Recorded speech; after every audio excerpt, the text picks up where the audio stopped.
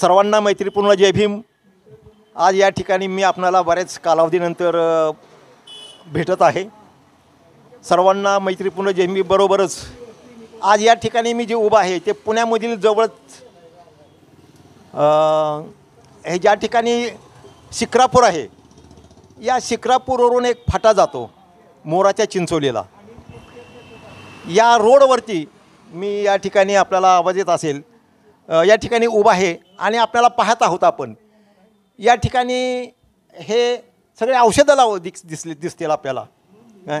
आणि या औषधाच्या या दुकानामध्ये आपण आज आलेलो आहोत.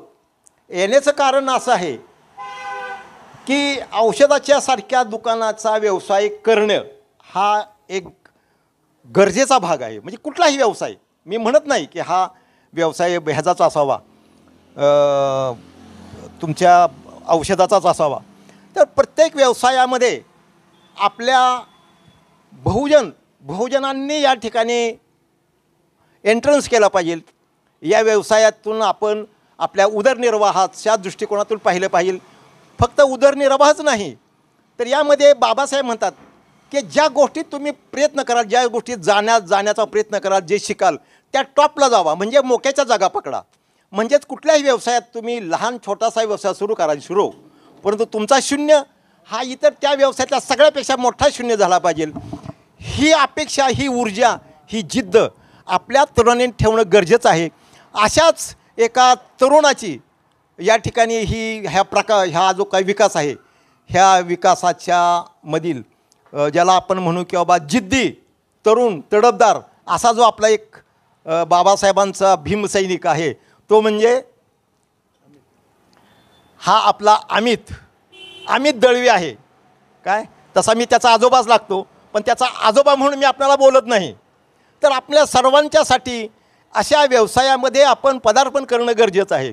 परंतु आपण एकटेच यामध्ये न जाता किंवा आपल्याबरोबर जसे मित्रमंडळी असतात तशा आपल्या सहचरणीला, प्रिया इकडे तू ह्या व्यवसायामध्ये खऱ्या अर्थाने हा जो व्यवसाय आहे याच्या मुळाशी तू आहेस असं आत्ताच्या चर्चेवरून समजत आहे. आणि अमितलाही तो बरोबर घेतलेला आहे. तर काय या व्यवसायाच्या संदर्भात तू काय सांगशील? स्टार्ट आणि ह्या व्यवसायात आत्ताची जी प्रगती आहे, आत्ताची जी सुरुवात केलेली आहे आणि ह्याच्या पाठीमागचा इतिहास काय सांगशील? तसं माझं लग्न होऊन 12 वर्ष झाले कंप्लीट. आणि आत्ता मुलांची जबाबदारी पार पाडली, म्हणजे झाली आता ती मोठी.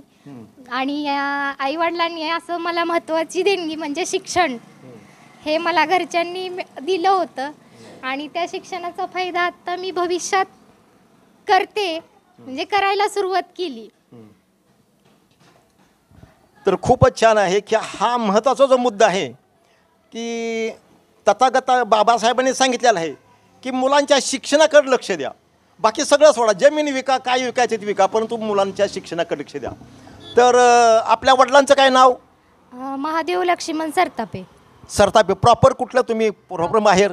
प्रॉपर तसं आमचं गाव प्रॉपर माळखांबी आणि पण तालुका माळशिरस आणि जिल्हा सोलापूर. बरं, पुढं. आणि सध्या राहतो आम्ही आमच्या शेती म्हणजे फार काही शेती नाहीये, थोडंसं. काय तुझं शिक्षण म्हणजे कशा प्रकारे त्यांनी तुला चालना दिली, काय सांगशील? माझं 12वी झाल्यानंतर ॲक्च्युली माझी 10वी झाली त्यावेळेस मला आमच्या घरात कोणीच नव्हतं, म्हणजे अख्ख्या माझ्या फॅमिलीमध्ये म्हणलं तरी चालेल.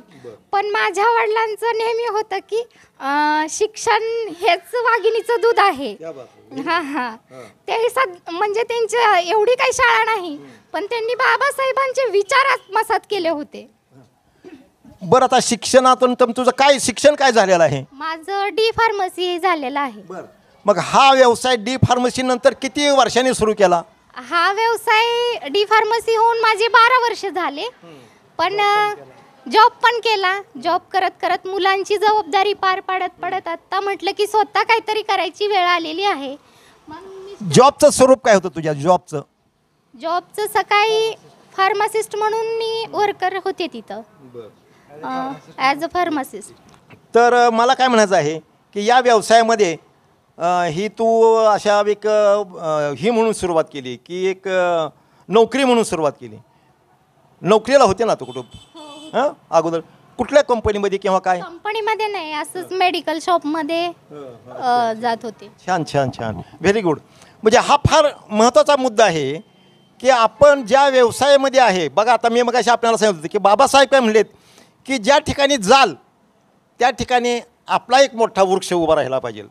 तुमच्या स्वतःचं ती त्या ठिकाणी अस्तित्व निर्माण करता आलं पाहिजे. आणि विशेष म्हणजे प्रिया ही स्वतः म्हणजे बाबासाहेबांचे गुण, बाबासाहेबांचा जे काय आपण जे स्ट्राईक ऑफ मॅनेजमेंट म्हणू आणि आपल्याला एक तत्त्वज्ञान म्हणू की त्याचं बीज बाबासाहेबांनी एक चांगल्या प्रकारे रोवलेलं आहे आणि तेही तर उगवलेलं आहे. म्हणजे प्रियानी स्वतः यामध्ये अभ्यास करून आजची मजल दुकानापर्यंत आलेली आहे. काय मारायला बरं आणखीन काय काय म्हणजे तुमचं याच ठिकाणी तुम्ही का आलात? याच ठिकाणी दुकान हे घेतलेलं आहे की तुम्ही माळशिरस कुठं, सोलापूर कुठं, तुम्ही पुण्याला आता इथं घेतलेलं आहे. पुण्याच्या शेजारी शिक्रापूरहून हा रोड जातो मोराची चिंचोली आणि इथून हायवेपासून जवळ किती किलोमीटर अंतरावर आहे इथून नगर हायवेवरून हे दुकान? 2 किलोमीटर ते 1 किलोमीटरच्या अशा अंतरावरती आहे. तर ह्या ठिकाणी असण्याचं काय कारण, ह्या ठिकाणी दुकान निर्माण करण्याचं काय कारण? इथून कसं जवळ मिस्टरांचा जॉब आहे आणि मुलांची शाळा पण इथं चांगली आहे. मग मुलांचं शिक्षण इथं चांगलं होत असेल तर मी म्हटलं की आपलं इथं कुठंतरी आपण स्थायिक झालं पाहिजे, त्यासाठी मी इथं थांबले. तर या ठिकाणी सगळ्यात महत्त्वाचा भाग या ठिकाणी एक पॉईंट आहे की मिस्टरांचे इथं ते सर्व्हिसला होते आणि त्यामुळं खऱ्या अर्थाने या ठिकाणी हा डेव्हलप केलेला आहे भाग. तर आपण मिस्टरांना आपण बोलूया त्यांचं कसं काय सहकार्य असते किंवा काय. ज्या अर्थात एवढं मोठं दुकान वगैरे एवढे सगळे प्रगती करत आहेत त्या अर्थात आपल्याला मार्गदर्शन असं काय ते सांगतील. बरं काय आपण पूर्ण नाव सांगा आपलं? माझं नाव अमित भानुदास दळवी. मी या ठिकाणी शिक्रापूर या ठिकाणी व्यंकटेश कृपा साखर कारखान्या मध्ये इन्स्ट्रुमेंट इंजिनियर म्हणून काम करतो आहे. सोबतच माझी पत्नी फार्मासिस्ट आहे. तिचा 6 वर्षाचा ॲज अ फार्मासिस्ट अनुभव आहे. मग जॉब किती वर्ष करायचं, आता मुलं पण मोठी झाली, स्वतःच व्यवसाय निर्माण करणं आवश्यक आहे. तर सुरुवात फंडिंगपासून झाली. फंडिंग इझिली अवेलेबल नाही झालं तरी पण एक फायनान्स कंपनीमधून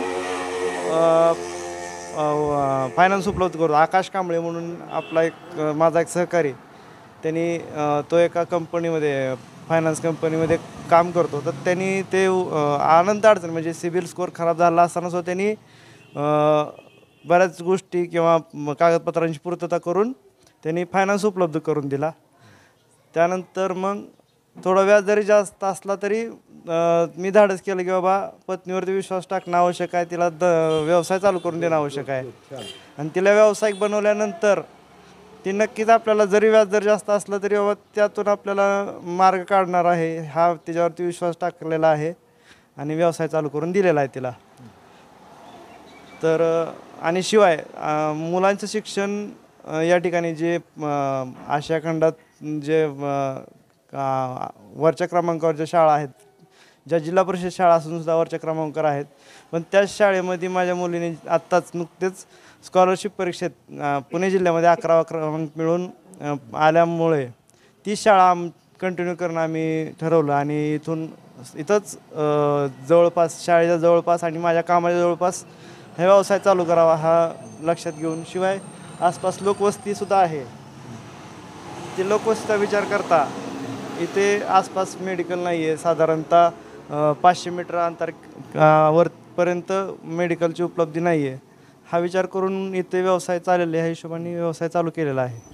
या ठिकाणी खरोखरच तुमचे या पाठीमागे आदर्श कुठले आहेत काय सांगाल?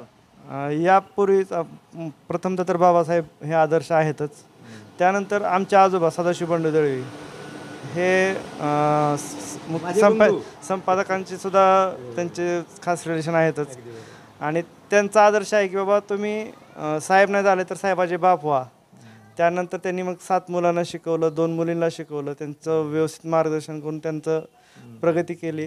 आणि त्यांचाच आदर्श आम्ही डोळ्यासमोर ठेवून मी आणि माझी पत्नी पुढे वाटचाल करत आहोत. आणि माझ्या मुली पण तसाच शिक्षणाचा आदर्श घेऊन पुढे जात आहेत.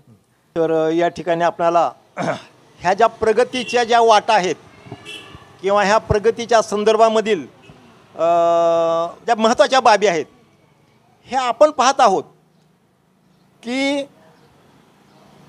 बाबासाहेबांना कुठंच आपण सोडू शकत नाही. म्हणजे कुठल्याही व्यवसायामध्ये जावा, कुठल्याही शिक्षण क्षेत्रात जावा, कोणत्याही क्षेत्रात जावा, बाबासाहेब हे तुम्हाला त्या ठिकाणी मार्गदर्शक आहेत. या ठिकाणी अमितने आणि त्याचबरोबर प्रियाने दोघांच्याकडं सुद्धा आपण जर पाहिलं तर बाबासाहेबांच्या ज्या अपेक्षा होत्या किंवा बाबासाहेबांनी जे सांगितलेलं आहे त्या घेऊन ते पुढे चाललेले आहेत. आपणाला सर्वांनाच खात्री आहे, ज्यांना नसेल त्यांनी आजसुद्धा खात्री ठेवावी की बाबासाहेबांना तुम्ही जवळ ठेवा, त्यांना मार्गदर्शक म्हणून हे करा. आपण निश्चितच पुढं जाल आणि मोठ्यात मोठा प्रगती कराल. आता या ठिकाणी आपण पाहत आहोत माळशिरस तालुका या ठिकाणावर इथून मला वाटतं 200 किलोमीटर तरी आहे, म्हणजे आपलं गाव त्या ठिकाणचं म्हणजे. आणि 200 मैलावरून इथं आलेले आहेत. बाबासाहेबसुद्धा म्हणलेले आहेत खेडी सोडा किंवा ज्या ठिकाणी तुम्ही जाल त्या ठिकाणचा मार्क सर्वे करा, म्हणजेच आजूबाजूचा परिसर पहा. तसा या आपल्या अमितने या परिसराचा सर्वे केलेला आहे. या परिसरामध्ये तो राहिलेला आहे आणि याचा राहून या ठिकाणी काय करता येईल याचा आणि आपण आपल्याजवळ काय आहे या सर्वांचा विचार करून प्रियानं आणि दोघांनी हे या ठिकाणी हे असं उभा केलेलं आहे. तर अशा हे सांगण्याचा आणि हे आपल्याला हा व्हिडिओ बनवण्याचा मुद्दाच हा आहे की हाच व्यवसाय निवडा असंच आहे, मला म्हणायचं नाही आहे किंवा बाबासाहेबांनी म्हणायचं नाही. पण तुम्ही कुठल्याही तुमच्या अंगी जे गुण आहेत याला अनुसरून तुम्ही आपली प्रगती करा. त्यासाठी तुम्हाला मग देश सोडावा लागेल, आपला जिल्हा सोडावा लागेल, आपली लोकं सोडावी लागतील आणि ज्या ठिकाणी जाल त्या ठिकाणी मित्र मैत्रीण सगळा म्हणजे आपण ज्याला म्हणू की बाबा आपल्या विचाराचे लोक जमा करून आपण ते निश्चित करू शकता. ह्याचं एक मूर्तिमंत उदाहरण एवढंच नाही तर यांचा या ठिकाणी चांगला संसारही सुरू केलेला आहे. तर या परिसरामध्ये तर त्यांचे कौतुकच आहे. बरं, आता या पुढची काय प्रगतीचा मुद्दा काय सांगशील प्रिया, तू अजून काय करायचं आहे, कुठपर्यंत जायचं आहे? भरपूर स्वप्न मोठी आहेत, पण माझं एक म्हणजे विनंती आहे की आपण पुढे चालताना तळागाळातल्या लोकांना हात धरून चालायचं, एवढंच माझं उद्देश आहे. म्हणजे मी माझी एकटीचीच प्रगती नाही आहे करणार याच्यातून. ज्याला माझी गरज आहे, ज्याला तळागाळात जे अडकलेले आहेत त्यांना हात देण्याचा माझा प्रयत्न राहील. अच्छा, मी तुला म्हणायचं की त्यांनी तुझ्याकडे यावं असं आहे अजून म्हणजे त्यांना माझी मदत लागली, आर्थिक लागू कसे ती मदत करायला मी तयार राहीन. आणि भविष्यात भरपूर काही अचीव करायचं आहे. तर बरोबर आहे प्रियाचं, कारण का काटा कुठं टोचतो त्या ठिकाणी दुःख होतं किंवा त्या ठिकाणी गरज असते. तर त्या गरजवंतांनी निश्चित या भागातली गरजवंतांनी किंवा त्यांनी हिच्याकडे यावं ही त्यांनी अगदी बरोबर आहे. आणि ते व्यवसायाला धरून आहे आणि त्याचबरोबर गरजवंताच्यासाठी सुद्धा आहे. तू काय सांगशील ह्याच्या पुढं आणखीन काय? यापुढे आता तिचं जे रिलेटेड एज्युकेशन आहे त्या रिलेटेड तिने अशीच प्रगती करावी. पुढे जाऊन तिने याच व्यवसायात होलसेलपर्यंत असेल किंवा अजून डिस्ट्रीब्युटर असेल यापर्यंत तिने मजल गाठावी. माझा सदैव सोबत तिच्या असेल साथ, अशी माझी सदिच्छा आहे तिला आणि माझी साथ पण आहे. आता तुम्ही आमच्याशी बोलताना साथ आहे वगैरे वगैरे सदिच्छा वगैरे वगैरे सगळं साथ आहे, पण तुम्ही ज्यावेळी तुमचा संसार चालवत असता किंवा अनेक अडचणी येतात, तर तुझ्या काय अडचणी असतात किंवा काय तुमच्या दोघांच्या एकमेकाच्या अडचणीवर काय कधी वादावाद वगैरे झाली का, होत आहे का, काय सांगशील? एखादा प्रसंग सांगितला किंवा नाही किंवा होय?